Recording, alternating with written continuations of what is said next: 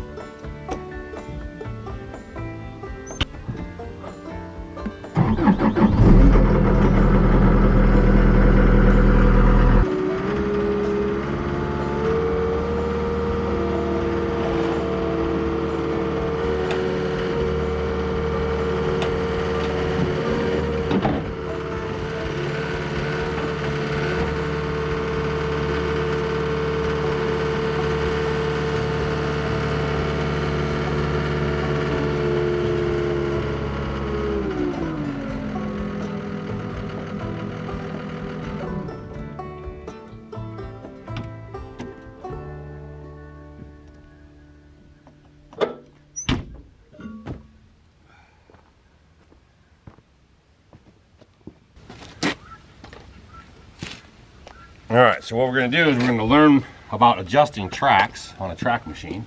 It's kind of like putting air in a tire, and I'm gonna tell you guys what's going on with Mom down there at the house here.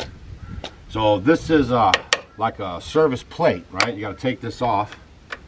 You only have to take off one of the bolts, and it will reveal kind of like this grease point.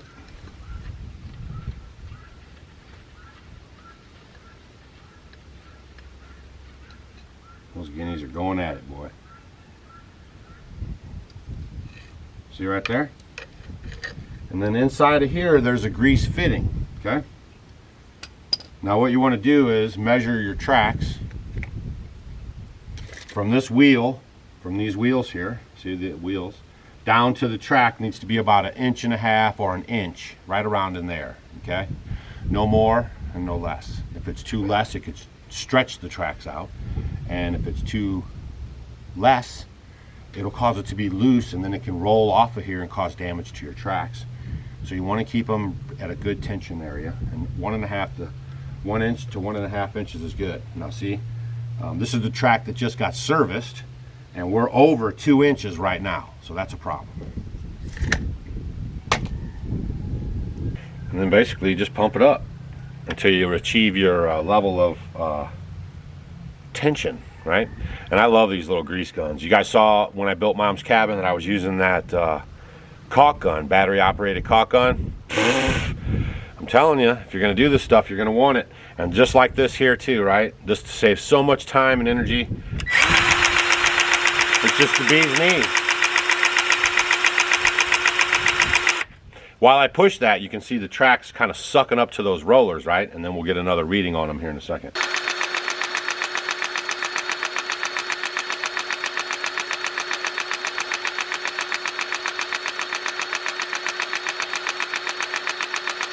See how it's going up on there now?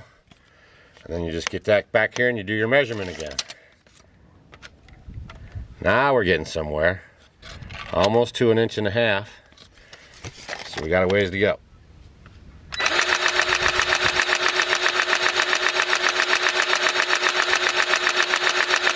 All right, I'm pretty much liking that pretty good. 1.5 inches all the way down. And I'm unlike a lot of fellas. I like to wipe all my grease fittings down. A lot of these guys, they just grease it up and roll on. They leave these nipples with grease on the end of them. They leave their grease guns with the end all greased up. And what that does is invite a lot of dirt and dust to suck onto that grease. And what it does, it'll clog your fittings too, right? So I always like to get in there. The last guy did, and he's got it just tubbed full of grease. And I like to wipe off that fitting, right? So none of that grease sticks to my fitting there.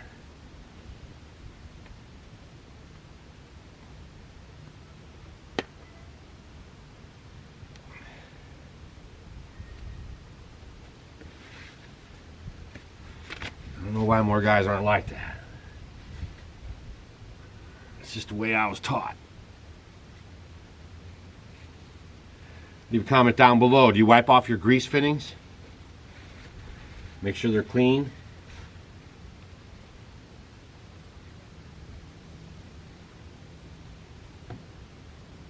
Yeah. An ounce of prevention is worth a pound of cure. And it's no big deal. Then you just close this back up. And you just put the screw in there.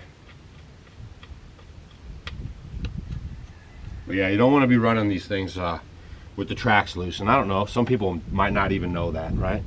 A lot of you guys are getting these machines and you're starting your farms and your homesteads, and it's all new to you, kind of like it was to us. I'm not a mechanic, never been one. I rank this mechanic stuff right up there with my carpentry skills. I've done a lot better on my carpentry skills, and now I'm going to start leaning towards more mechanical stuff.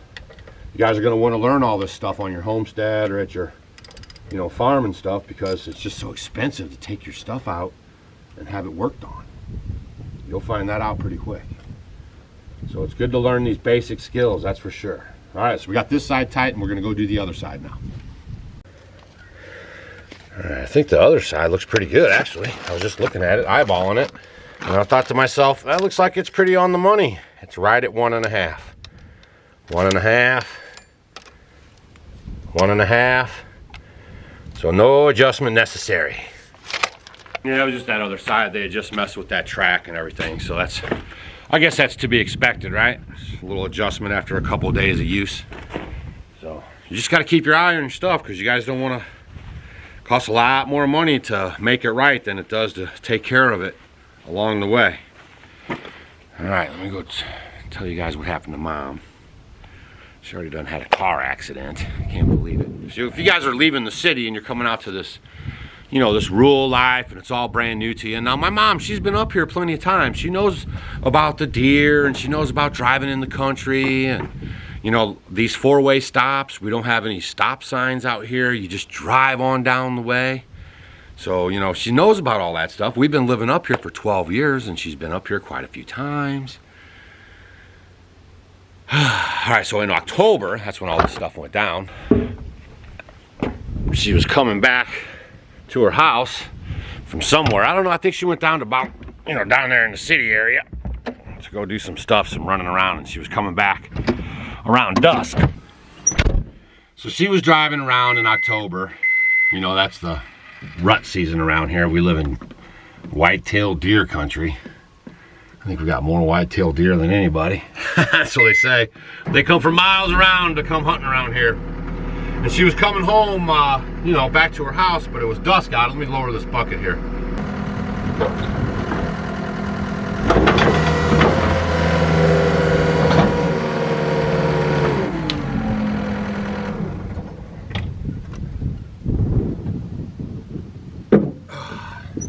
There you go. That even looks better, doesn't it? That's pretty much what's left of her front end right there. I grabbed that off of there. So the grill was hanging off the car. All right, so Mom's coming home, right? She's just driving, doing her thing, and she got into a little lullaby, right? She started driving like city driving on the gravel road. I think she's, she probably got up to about 40 miles an hour. And she was right by her house. They say most accidents happen right by her house. She calls me on the phone. She's like, I think you need to come out here.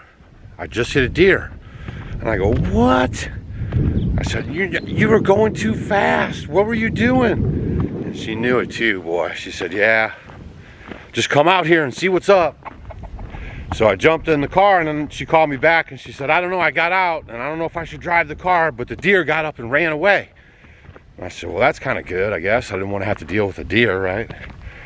So she calls me back and she says, well, it's starting up and everything. And I'm like, well, I don't know, is it smoking, or do you think you can drive it? And she's like, well, I think I can. And I'm like, well, where are you at? She's like, well, I'm kind of right by the house. I can almost see the house from here. So I said, well, go ahead and go on down to the house, and I'm coming down right now, right? Let's walk back down to the house. You guys haven't been in the cabin much this year. I've been building Mom's cabin. You might have forgot what ours cabin looks like. And some of y'all are asking about these lights, right? We got these lights in here, but they're powered by the generator. It's not powered, they could be powered by the solar power if we had it actually working and stuff. Like I said, videos coming up. I'm just trying to catch you guys up with these daily stuff before I start diving into the other thing, so I can get you guys, you know, where we are here. Because like this accident happened in October, okay? So now it's December and she just got her car back. So when they first got her car, they were like, oh, what did they tell her? It was like $2,000 something worth of damage. About $2,000 worth of damage, and then they took the clip off the front and started getting in there, right? And all those sensors and everything, right? 1, 2, 3, 4, 5, 6, 7 pages of "we fixed your car," and for a grand total. Oh man, these modern cars, I'm just here to tell you, I got something to say about it. The grand total on this Deere damage was, I think it was like $14,000. From $2,000 to now $14,187. Man, can you believe that stuff? So then she got real nervous, you know, like October, November, and she wouldn't go anywhere when the sun was going down and everything, so. Oh man, but she admitted it. She was just going a little bit too fast and just got complacent with it. I bet she was on the phone talking to somebody, you know. So you guys got to slow down out here on these country roads if you're going to move out to the country from the city. Another cautionary tale. While my finger's healing up, I'm just bringing you guys these cautionary tales. And I'm just kind of pecking away at the stuff that I need to get done. And my boys are coming up too, so we're going to tackle that wood lot pretty good here. You guys see some video of us throwing around some wood. So, but yeah, just be aware of your surroundings. So Mom just got her car back after October, November, and December. Ended up costing her, she had zero deductible. That's one thing we do on our automobile insurance, is we carry zero deductible for comp and collision. And you might want to do that as well if you're living out in the rural area. Sometimes those rocks get kicked up and they can star your windshield, cause a big crack, and then you know, you don't have to pay any deductible or anything to have your you know, windshield replaced, and they don't raise your rates up or anything. I think we've had 2 of them replaced the 12 years we've been out here. And so she kept a zero deductible, but it ended up costing her like $2,000 because she had to have the rental car extra days because there's a supply chain problem. So that's our cautionary tale for today. Some of y'all were asking about our Pioneer Princess wood cook stove. That is a Pioneer Princess wood cook stove, but it's a different one. And if you guys like, we'll go over how to use a wood cook stove and how to heat in the winter with it and all that stuff. So, but I wanted to tell you guys what happened to Mom. She's fine, everything's good. She got her car back now.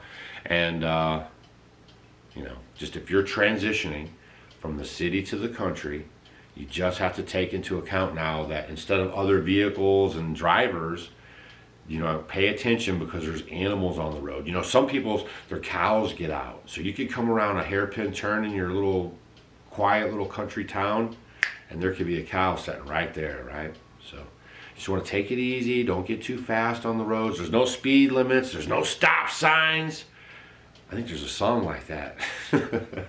And so it encourages you to go faster, but you should really just take it easy. We only drive about 20 to 25 miles an hour on the dirt roads.